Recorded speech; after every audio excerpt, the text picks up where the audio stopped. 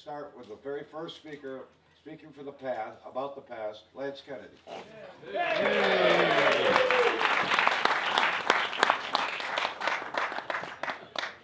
My friends, distinguished alumni of Camp Pathfinder. It is an honor to be standing before you today to say a few words about this magical place. Slads has given me 10 minutes to take you from 1914 to the present, so I will have to leave a few things out. But I would like to share with you what I believe has allowed this camp to survive, indeed to flourish, while other similar camps have faded into history as relics of a less complicated time. Chief Norton used to famously say that the success of a camp, or a school, or a business depended on just three things. All together now: good organization, good deputization, and good supervision. Some may also recall that he placed a very high value on a regular daily bowel movement. This is true. Now, there may have been some truth to these beliefs, but I would like to argue that the real reason for Camp Pathfinder's success has been that the custodians of its legacy have been able to keep the important things the same by changing the things that needed changing. It sounds simple enough, but the reason that there are not too many Pathfinders around today is that people were either afraid to change their camps at all, or else they changed something important and altered the experience for everyone. Camps that do not change at all eventually become unsustainable, while camps that change what is important transmogrify into institutions like soccer camp, computer camp, or art camp. I don't want to suggest that these are bad ideas. Indeed, as business models, they probably make more sense than Camp Pathfinder.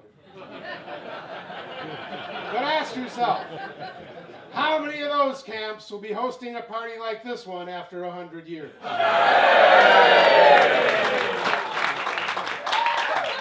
Now, to make my point about what has made this camp so great for so long, I'm going to talk briefly about two things that Pathfinder has had the courage to change so that they could hang on to what really mattered. Then I'm going to talk, again with painful brevity, about two things that they have had the wisdom not to change, lest they lose what is truly important. For my first example of change, let me cite the judicious use of electricity on Pathfinder Island. For years, the camp had no electricity at all, simply because it was unavailable. In the 50s and early 60s, the lack of electricity became part of camp's rustic identity, and we took pride in the fact that we could survive without it. But that position became unsustainable when the health department declared our ice house to be an inadequate source of refrigeration. So we compromised by installing a diesel generator to chill the food, and as long as the opportunity was there, to illuminate the dining hall. But the generator was a source of three kinds of pollution: air, water, and noise. And it was far from reliable. We gradually came to realize that, tradition notwithstanding, our reluctance to surrender to hydro was endangering our connection to the wilderness and therefore something important. Consequently, Mac Rand made the controversial and expensive decision to run the hydro cable across the lake.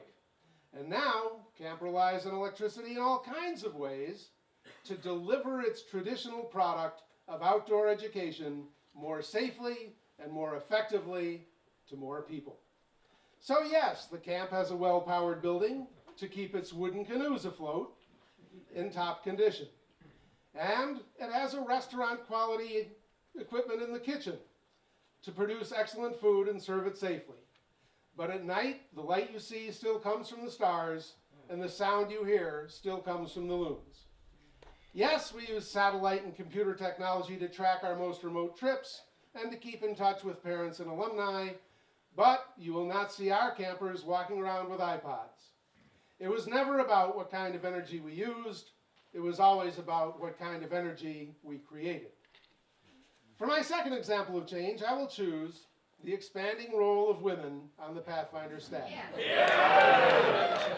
When I first came to camp in 1960, the only women on the island were wives of senior staff man and the nurse, who was herself the wife of a senior staff man.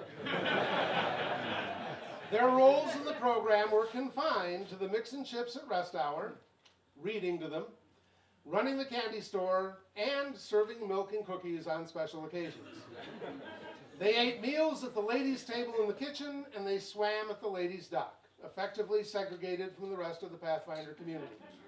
It was, after all, a boys' camp, and boys needed male role models. But inevitably, a few women who loved Pathfinder as much as we did taught us to doubt our previous assumptions. Beginning with a few pioneers like Mary Chestnut, camp eventually had competent women counselors throughout the in-camp program, then women administrators, and eventually women trip staff. As role models, they have been just as important to our campers as our male counselors. In fact, we should really ask ourselves why we ever thought they might not be. By abandoning an all-male tradition that was never the source of our strength, Pathfinder has become stronger in every way that matters. And that brings me...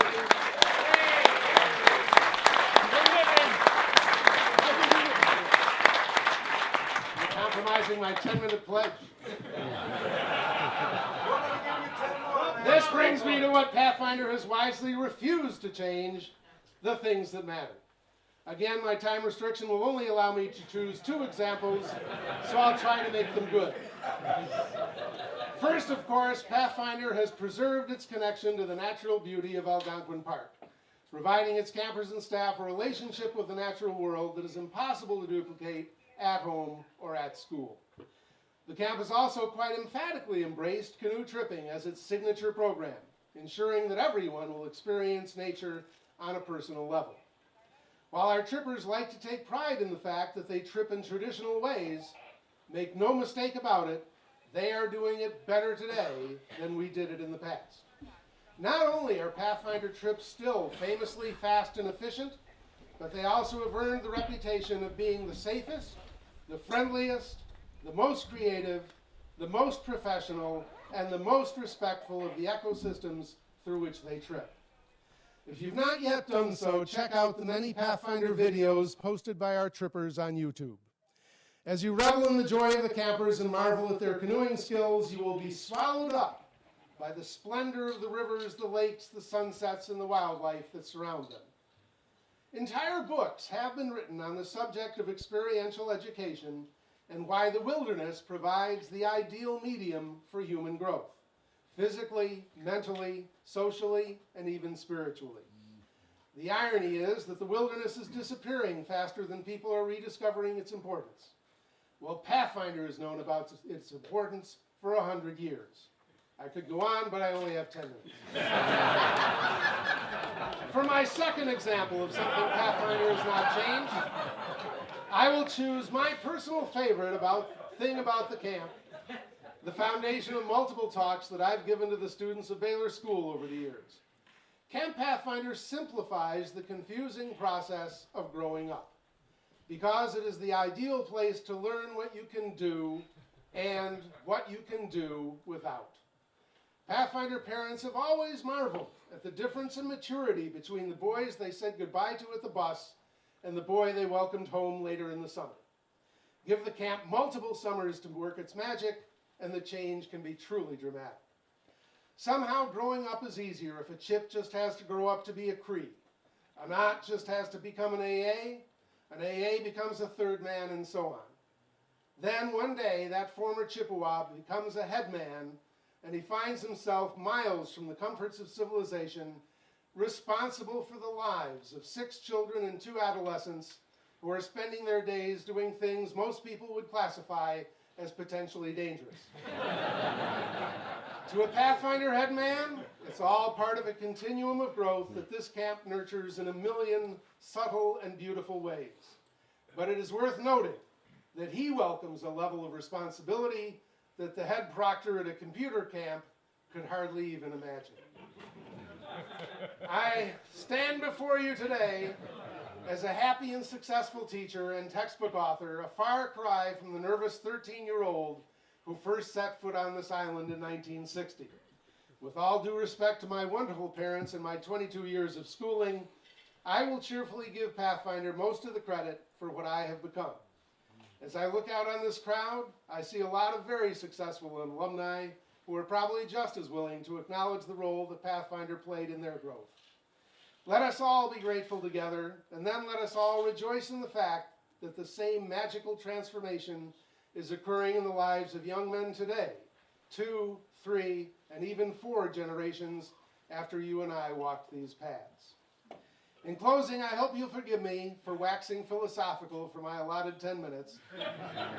But one of the rare pleasures of aging is that you gradually accumulate enough life experiences to put the uniqueness of certain things into true perspective. In fact, if you live long enough, you will finally appreciate how right Chief Norton was when he stressed the life-changing power of that regular daily bowel movement. Nunway Braves, and thanks for the memory.